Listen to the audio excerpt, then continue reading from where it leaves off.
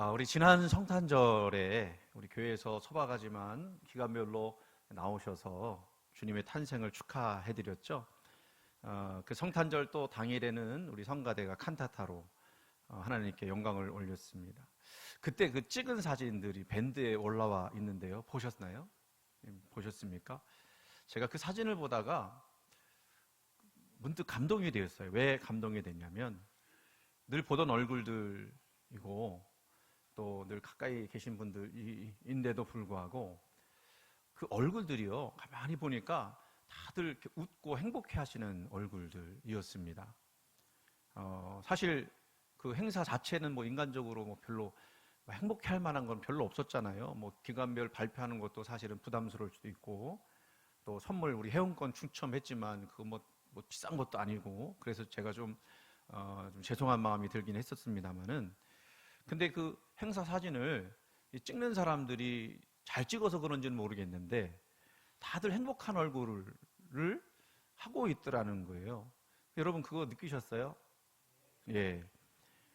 안 보셨으면 한번 보시고 우리 교회가 이렇게 행복하구나라고 하는 그것도 한번 느껴보셨으면 좋겠어요.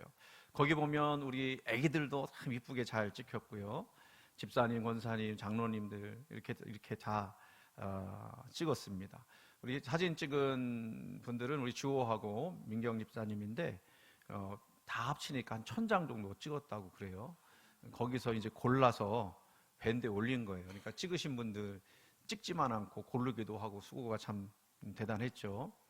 여러분 밴드 잘 보시기 바랍니다. 밴드도 잘 보셨으면 좋겠고요. 우리 홈페이지도 주중에 한 번씩은 다들 들어가는 것을 목표로 하셨으면 좋겠어요. 우리 전도를 하는데요. 전도를 하면 무슨 효과가 나타나는가 여러분 잘 모르시죠? 우리 교회 해화교회 조회수가, 검색 조회수가 올라가더라고요. 예, 그게 보고가 돼요. 저한테 이렇게 제가 네이버에 등록을 해놨거든요.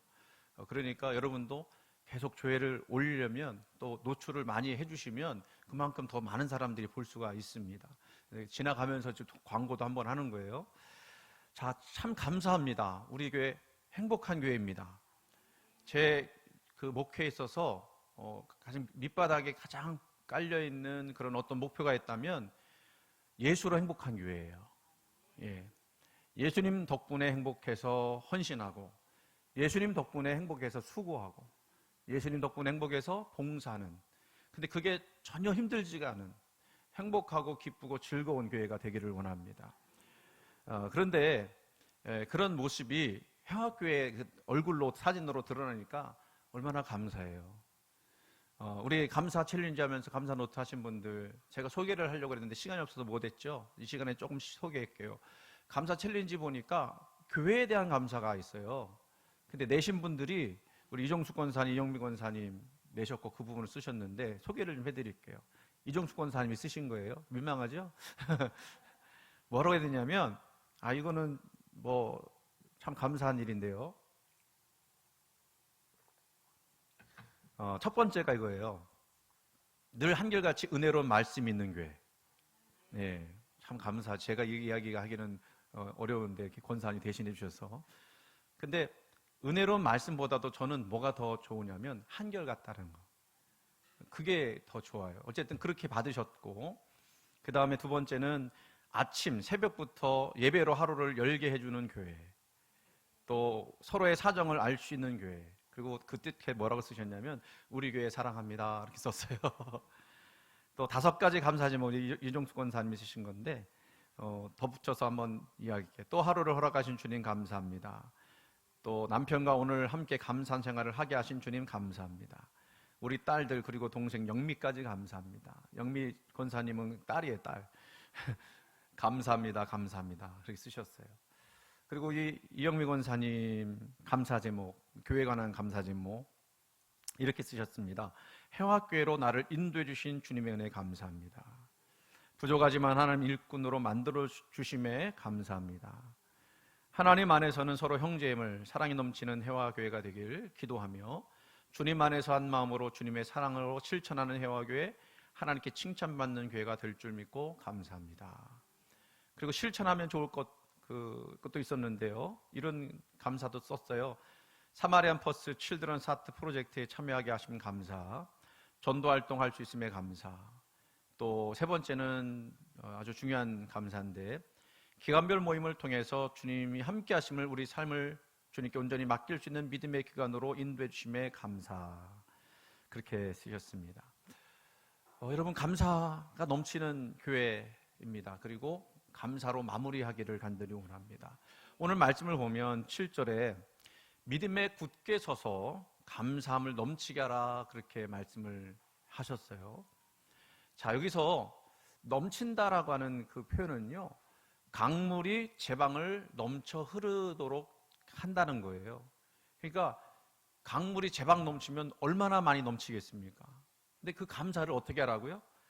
강물이 제방을 넘치도록 감사라는 거예요. 그러니까 할 수 있는 모든 것에 대해서 감사가 있어야 한다는 거예요. 그냥 짜고 짜서 그냥 어쩔 수 없이 감사하는 게 아니라 그냥 모든 것들이 다 감사함으로 넘치게 그렇게 감사하라고 이야기하고 있습니다. 왜 이렇게 감사하는 생활을 해야 할까? 그거는요, 그리스도 예수 안에서 우리를 향한 하나님의 뜻이기 때문에 그렇게 감사해야 한다라고 그렇게 말씀하고 있지 않습니까? 실제로 바울은 감사할 수 없는 상황 속에서도 참 많은 감사를 했습니다. 옥중에서도 마음의 감사가 넉넉했었죠. 그 넉넉한 감사는요, 좋은 환경에서 비롯된 피상적인 감사가 아니라 환경을 초월한 하나님의 섭리와 은혜에 대한 깊은 깨달음, 그리고 긍정적인 태도에서 비롯된 것이라고 볼 수가 있어요. 한 해를 돌아보면 여러분에게도 좋은 일이 있을 수 있었고 안 좋은 일도 있었을 것입니다. 기쁜 일도 있었고요, 슬픈 일도 있었을 거예요. 지금 이 순간에도 속상하고 괴로운 일 있을 수 있지만 어디까지나 삶의 과정일 뿐 결론은 아니죠. 하나님이 우리를 하나님의 사람으로 만들어 가시는 과정의 한 순간이니까 아직 끝나지 않았습니다. 그러니까 우리가 그 모든 것들에 대해서 우리가 감사하는 마음 가지고 한 해를 마감하고 새해를 시작하기를 원합니다. 그러면 우리는 어떻게 해야 또 넘치는 감사를 할 수 있을까? 6절 말씀 보니까 이렇게 말씀합니다. 그러므로 너희가 그리스도 예수를 주로 받았으니 그 안에서 행하되 라고 하는 전제가 붙어 있어요. 예수님을 주님으로 삼고 그 안에서 행하라고 합니다. 그러니까 우리 삶의 모든 기준은 주님일 때, 여러분의 삶의 모든 행함의 기준이 주님일 때 감사할 수가 있어요. 내가 주인이고 내가 기준이 되면 감사하지 못합니다. 그런데 주님이 내 삶의 주인이고 기준이 되니까 감사할 수 있는 거예요. 왜 그러냐면 주님에게는요, 우리가 알지 못하는 인생의 계획이 있기 때문에 그렇습니다. 그분은 우리를 사랑하시고 그 사랑 가운데 우리 인생을 주관하시는 분이십니다. 그럼으로써 우리는 주님을 믿고 의지하고 사랑하여 감사할 수 있게 되는 것입니다. 자, 하나님을 모르는 사람들은요, 자신의 노력한 이상의 결과를 얻게 될 때 운이 좋았다, 재수가 좋았다 이렇게 생각을 합니다. 또 이해하기 어려운 사건을 만나게 되면 그건 우연이다 라고 생각을 합니다.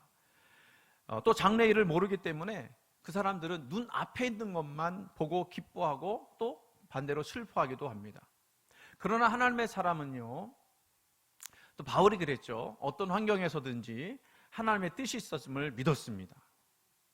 그 바울처럼 고통당하고 어려움 당한 분, 우리가 성경에 찾아보기 힘들 정도로 그런 고난이 있었던 거 아닙니까? 그럼에도 불구하고 감사할 수 있었던 것은 그럼에도 불구하고 하나님의 뜻이 있었기 때문에, 바울은 하나님을 사랑하는 자, 곧 그 뜻대로 부르심을 입은 자들에게는 모든 것이 합력하여 선을 이룰 줄 믿었던 사람이었습니다. 그래서 하나님께 부름받은 성도들에게는요, 우연처럼 보여도 우연은 없습니다. 하나님은 그 우연을 인생의 재료로 삼으셔서 하나님의 섭리의 재료로 삼으셔서 하나님의 뜻을 이루어 나가시는 분입니다. 그래서 모든 것이 하나님의 뜻과 섭리 때문에 이루어졌다고 우리가 믿고 감사하게 됩니다. 바울은요, 유대인들의 오해와 고소로 말미암아 가이사라에 있는 로마 총독부에 억류되어서 무려 2년의 세월들을 허송세월한 것처럼 보냈어요. 그리고 이제 황제의 재판을 받기 위해서 로마로 압송되고 거기서도 2년 정도의 옥중 생활을 해야 했습니다. 누가 보면 이거는 절대적으로 시간 낭비인 거예요. 그가 원했던 그런 모습도 아닙니다. 그는 가서 전도했거든요. 교회도 달마다 돌아다니면서 복음을 전해야 했던 사람입니다. 그거를 기쁨으로 여겼던 사람인데 거의 4년을 잡혀 있었던 거였으니까 어떻게 보면 그게 그에게는 불평거리도 될 수 있었던 거예요. 그런데 바울은 이렇게 고백합니다. 나의 매임으로 인해서 오히려 복음이 진보를 가져왔다. 어떤 일이 있었습니까? 오히려 옥에 있으면서도 전도하기를 쉬지 않았어요. 오히려 그 감옥에 갇혀 있으면서 시위대 병사들에게, 사실은 로마에 있는 병사들은 다 이렇게 어떻게 보면 배운 청년들이거든요. 어느 정도 지식이 있는 청년들이에요. 그런 사람들에게 복음을 전했고 또 찾아오는 사람들에게 복음을 전했습니다. 이게 로마 복음화의 초석이 되었어요. 놀라운 일이지 않습니까? 처음에 바울은 옥에 갇히게 하신 하나님의 뜻이 무엇인지는 몰랐을 것이겠지만, 그런데 나중에 보니까 시간이 흐르고 나서 그게 로마 복음화의 기초가 되었다는 사실에 대해서 아마 전율했을지도 몰라요. 여러분의 인생도 마찬가지일 것입니다. 지금 당장 당하는 내 인생의 모습들이 어떻게 진행될지도 모르고 지금까지 살아온 모습들 속에서 당장 이해하지 못하는 것 있을 수 있지만, 그걸 우리 짧은 안목으로 보면 파악하기 어렵지 않습니까? 그런데도 불구하고 거기에는 뭐가 있다라고 믿어야 돼요? 하나님의 뜻이 있어서 우리는 그 뜻대로 나갈 때 모든 것이 합력하여 선을 이루는 감사의 제목이 된다라고 하는 것, 여러분 믿고 오늘도 이 감사로 마무리할 수 있기를 간절히 소원합니다.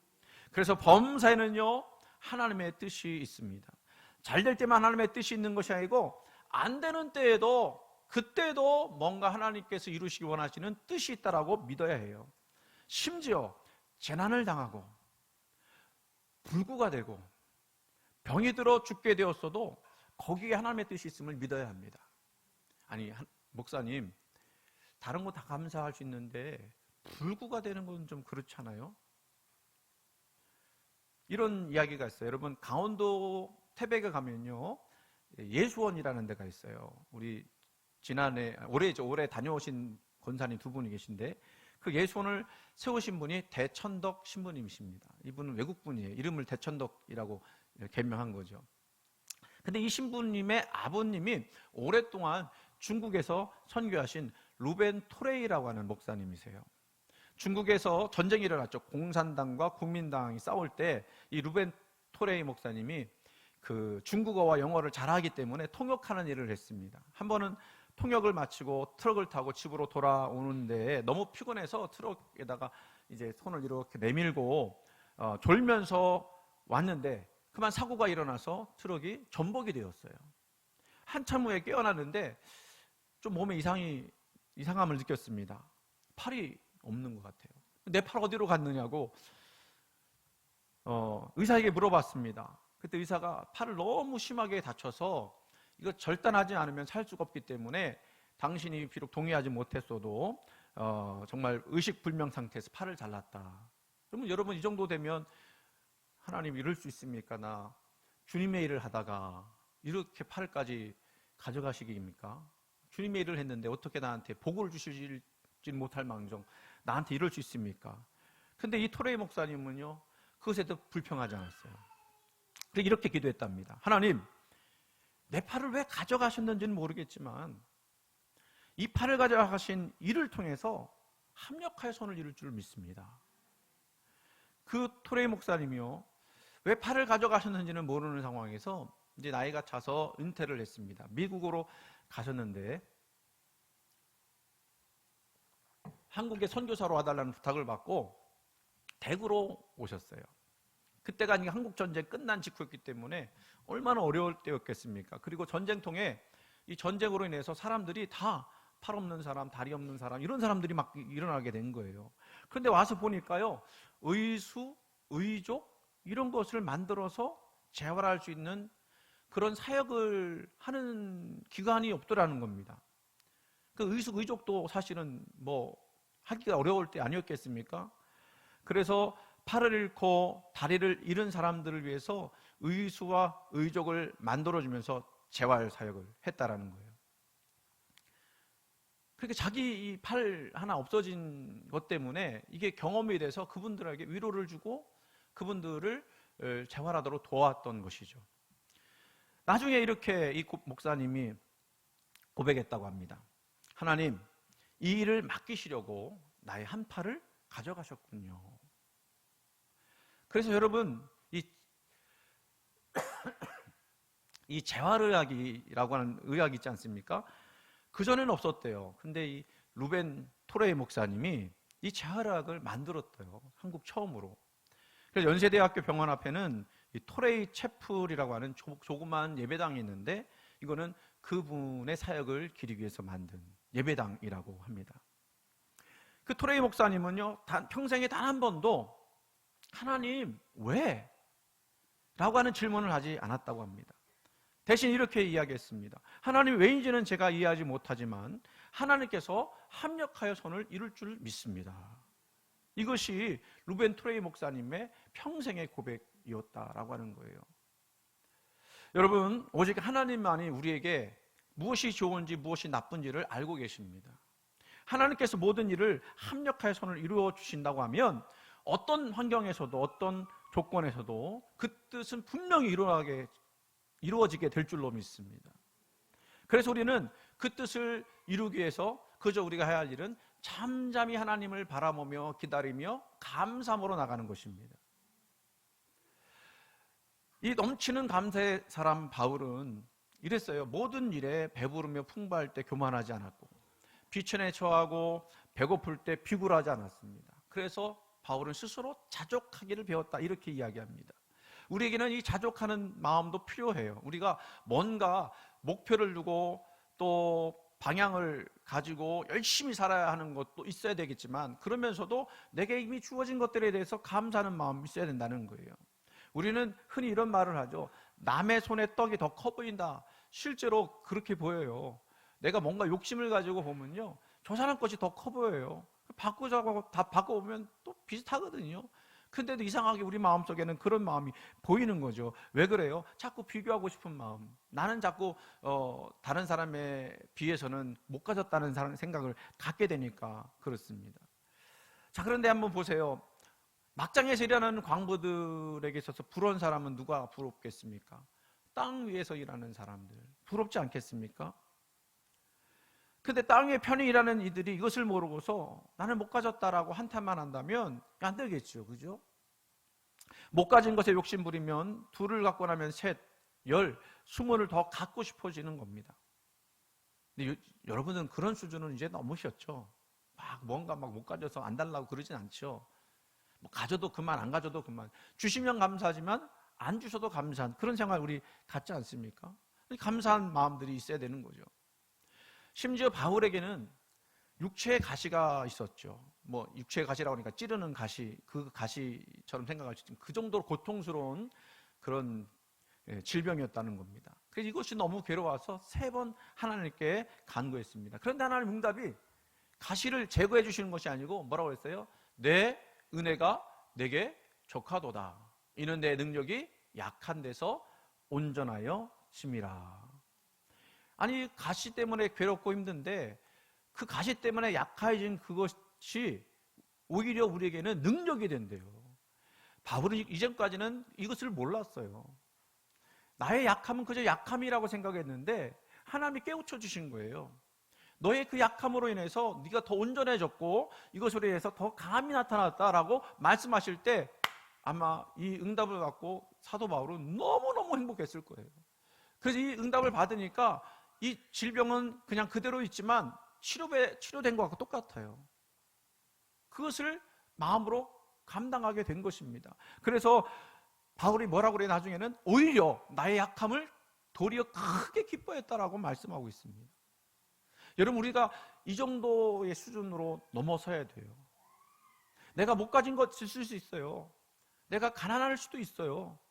그렇지만 그럼에도 불구하고 내가 약할 때 강함 주시는 하나님. 그래서 우리가 기도하면 그 약한 것 때문에 매달려서 주님께 의지하고 나갈 때 오히려 하나님이라는 분이 나에게 오셔서 나에게 강함을 주신다는 놀라운 사실을 경험해야 될 줄로 믿습니다. 그래서 하나님은요, 우리를 이 세상에 보내실 때는 우리에게 적합한 길을 예비해 놓으셨다라고 볼 수가 있어요.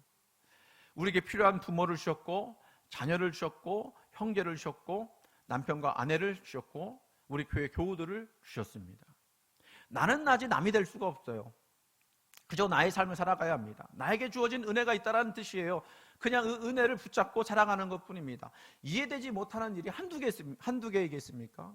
뭐 내 삶에 이게 신앙적인 것으로 해석하지 않더라도 이해되지 않는 일들, 저는 뉴스를 볼 때마다 이해되지 않는 사람들이 너무너무 많아요. 아니 어떻게 이럴 수가 있지? 어떻게 이럴 수가 있지?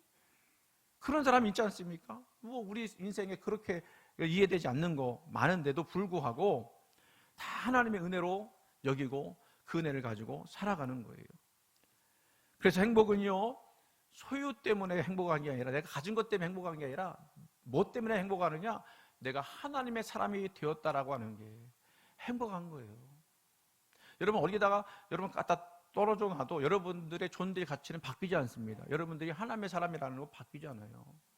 여러분들이 언제 하나님 앞에 가실지는 모르겠지만 가시더라도 예수 그리스도의 십자가를 굳게 붙들고 있으면 여러분들은 하나님의 백성으로서 천국 백성이 되는 줄 믿으시기 바랍니다. 그래서 여기서 내가 하나님의 고귀한 자녀이고 그 자녀로서 나를 지금 이끌어 나가신다는 것을 깨닫는 순간 우리는 거기서 진짜 행복을 발견하게 돼요. 근데 이렇게 생각하는 분이 있을 수 있어요. 아니 하나님, 나를 하나님의 고귀한 자녀로 삼으신다는데 나는 왜 이렇게 찔찔이 고생만 합니까? 아니 그거는 여러분 더 하나님의 단단한 사람 만들기 위해서, 믿음의 사람 만들기 위해서 하나님이 우리를 그렇게 하시는 거예요. 우리를 내버려 두지 않으시는 거예요. 그죠? 하나님 포기하시면 내버려 둬요. 네 하고 싶은 대로 하라고 그러지 않습니까?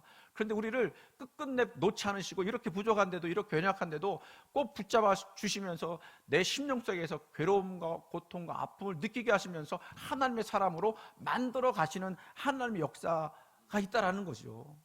그것까지도 내가 깨달아진다고 하면, 그것까지도 내가 감사함으로 받게 되어진다면 우리 삶에요 버릴 것이 하나도 없어요. 할렐루야. 그래서 우리가 모두 감사로 한 해를 마무리해야 할 줄로 믿습니다. 감사하면요 마음이 평안해져요. 처음에는 안 그런데 자꾸 감사해 보세요. 눈에 보이지 않던 감사 제목이 들어와서 마음이 편안해집니다. 또 육신이 건강하게 됩니다. 안 되던 사업도 형통하게 될 수도 있고요. 또 물질도 부족한 것이 있을지라도 하나님이 채우시는 역사를 또 경험하게 됩니다. 또 자녀와 가족들에게도 기쁨을 주는 거예요. 불평은 불평을 낳지만 감사는요 기적을 낳습니다. 감사하면 원망과 불평의 죄를 막을 수 있습니다.